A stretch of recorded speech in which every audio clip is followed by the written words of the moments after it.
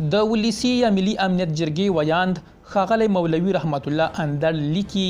هغو ته وایم چې ماته د ذلت پیغور راکړی که د تیری یا ظلم او وحشت له امله ټاټوبی پرېښودل ذلت وي نو دا ذلت خو ډیرو پتمنو وګړو تیر کړی ذلیل هغه څوک وي چې ځان ته واکمن وایي خو ولس یې له لوږې مري او خپله خېټه په پردي خیرات او واده کې ډکوي ذلیل هغه وي چې د نړۍ د ماتېدو دعوه کوي او بیرته همدغې نړۍ ته سر ټیټی ور روان وي چې په رسمیت یې وپېژني ذلیل هغه وي چې پوهه نه لري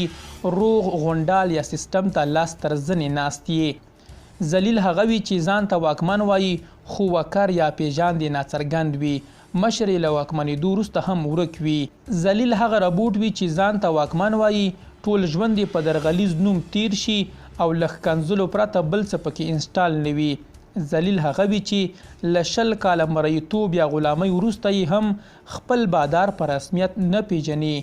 ذلیل هغه وي چې خپل ورونه وژني زامن او لوڼې بې زده کړو کوي ذلیل هغه وي چې د ټاټوبي لوڼې د پردې یا حجاب په پلمه بې زده کړو کړي خو خپله لور یې له پنجابي سره په انګریزي ښوونځي یا سکول او پوهنځي یا کالج کې په یو ونج یا میز ناسته وي زه به کوم ذلت درته په ګوته کوم د خلیلزاد د نوي رول په هکله ایښوونکی یا حیرانوونکی خبر راغی د افغانستان د سولې لپاره د زلمي خلیلزاد د کار د پای په هکله که څه هم پوښتنې شتون لري خو تر اوسه پورې کره معلومات نشته دي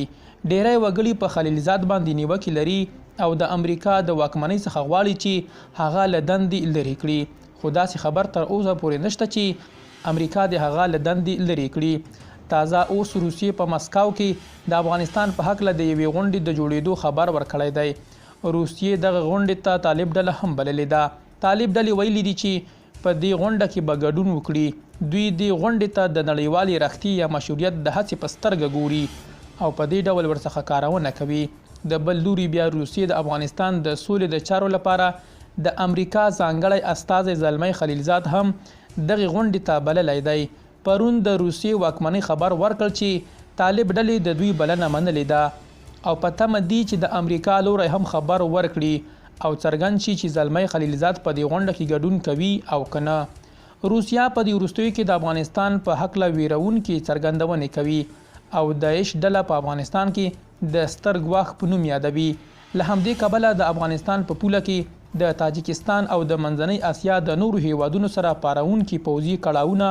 یا تمرینونه ترسره کوي خو په کابل کې بیا طالب ډله وایي چې داعش ډله دومره ستر ګواښ نه دی دوی لګیا دي ورځ تر بلې ځپي او له منځه وړلو ته یې ژمن دي ښوونکي عبدالرب رسول صیاب طالب ډلې ته ویلي لمونځیو یا جوماتونو کې چاودنې اوس هم روا دي که خپلې پیتوایم مو بدلې کړي هغه طالب ډلې ته په وینا کې ویلي ټول منګ یا عمر مو بېګناه ولسي وګړي شهیدان کړي دي او د جهاد نوم مو ورکړی چې اوس مو د ځانمرګو روزلو پنډغالي یا کیمپونه تړلي که لا هم شته هغه همدا راز ویلي تاسو به همداسې په لمونځیو یا جوماتونو کې وګړي وژل بیا به مو په ویاړ پازه یا مسؤلیت هم مانه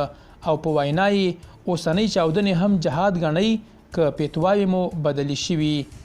امریکا له ګونتنامو یو افغان زنداني ایله کوي د امریکا دفاع وزارت له ګونتنامو زندان څخه 2 نور زندانیان ایله کوي چې یو افغان دی 40 کلن اسدالله هارون ګل له 2009 زیږدیز کال راهیسې په ګونتنامو کې بندي و 2000 لومړي زیږدیز کال کې د طالب ډلې د واکمنۍ له پرځېدو وروسته شاوخوا 220 تنه افغانان له افغانستان او ګاونډ څخه ګونتنامو ته لیږدول شوي وو او تر دې وروستیو پورې د اسدالله هارون ګل په ګډون د 2 تنو برخلیک لا څرګند نه و د ګونتنامو دوره‌یي ارزونې لاسوندونه ښیي چې د اسدالله هارون ګل چې په هارون الافغاني مشهور دی ترڅنګ به د یمن اوسیدونکی سنات اسلام الکاظمي هم له زندان څخه خوشي شي فریده کوچی وایي طالب ډله مې ګواښي چې ولې مې د دوی پر بډ یا ضد جګړه کړې وایي طالب ډلې راڅخه ځاني ګاډی وړی او اوس راڅخه د ډیرو وسلو سپارلو غوښتنه کوي او په وینا یې ان یو میل ټوپک هم نه لري د جرمني له لوري په کابل کې په 1500 اړمنو کورنیو مرسته وویشل شوه په کابل کې د افغان ماشومانو لپاره د جرمني بنسټ مشر محمد عالم شهاب ویلي په کابل کې یې نن پر شاوخوا 1500 بېوزله کورنیو مرستې وویشلې. شهاب ډیره کړي چې په دغو مرستو کې اوړه، غوړي، لوبیا، چای او بوره یا چینی ګډ دي. د افغانستان برېښنا شرکت مرستیال صفی الله احمدزی وایي